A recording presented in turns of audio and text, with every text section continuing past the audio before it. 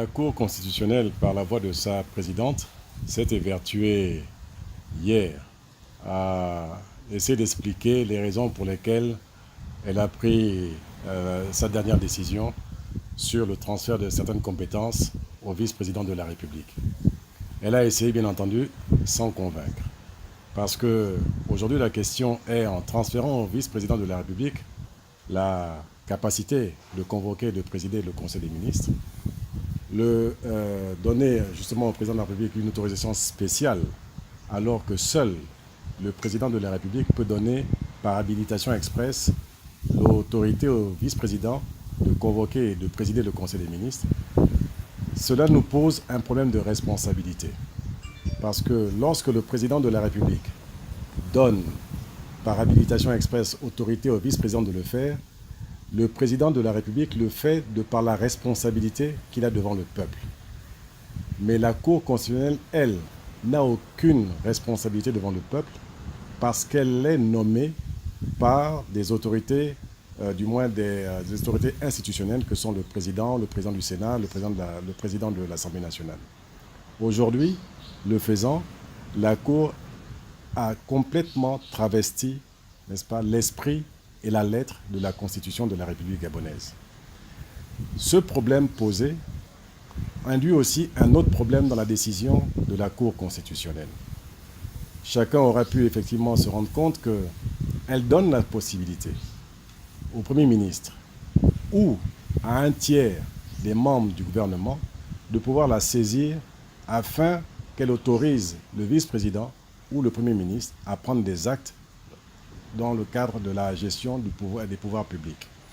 Mais nous savons tous que de l'article 33 de la Constitution, les membres du gouvernement sont politiquement solidaires.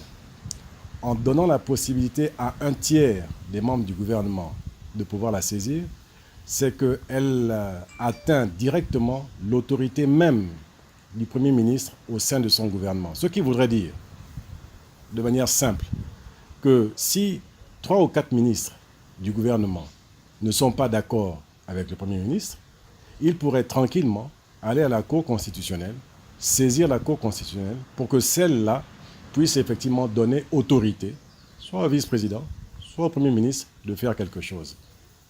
On appelle ça créer le désordre et travestir la Constitution, parce que Mme Borancho, qui est gardienne de la Constitution, du moins qui est régulateur du fonctionnement des institutions, ne peut pas donner la possibilité à une partie du gouvernement de se désolidariser de son chef ou des autres pour aller la saisir. Le faisant, je pense que Mme Borancho a simplement voulu diviser au sein de l'exécutif pour se donner les pleins pouvoirs, en fait, de chef d'État.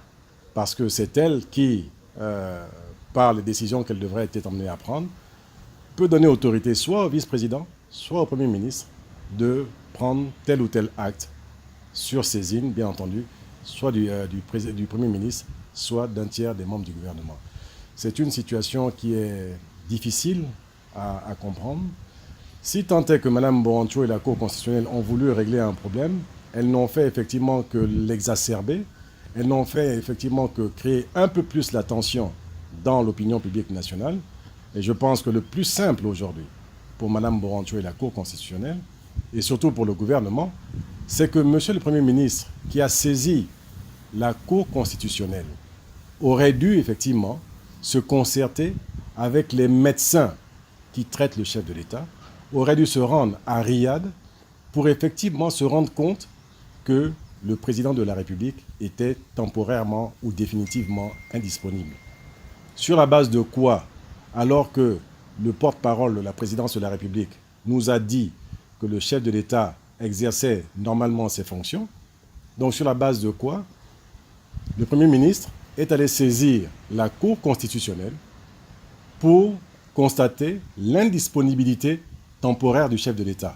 Autant dire que M. le Premier ministre a contredit le porte-parole du gouvernement, sur la base de quoi, et la Cour constitutionnelle qui l'a suivi, elle aussi, a contredit le porte-parole du gouvernement, de la présidence de la République, sur la base de quoi encore?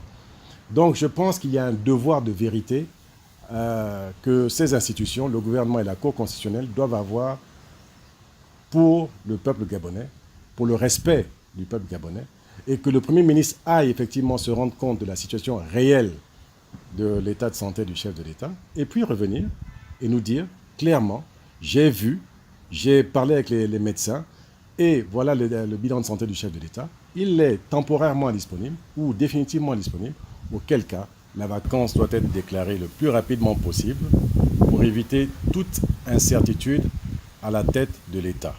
Parce qu'aujourd'hui, effectivement, nous ne savons pas qui dirige la République gabonaise. Cette incertitude est dommageable pour le crédit de notre pays. Elle est dommageable pour ceux qui veulent investir dans notre pays, pour ceux qui y ont mis leur argent, et puis pour le programme que nous avons avec le FMI.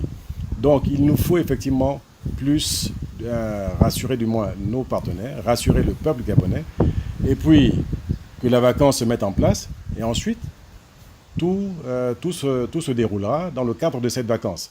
Voilà en fait aujourd'hui la nécessité qu'il y a de pouvoir respecter la constitution de la République gabonaise. Parce que ce que la Cour a fait, elle est sortie du cadre constitutionnel. Et ça, c'est inacceptable.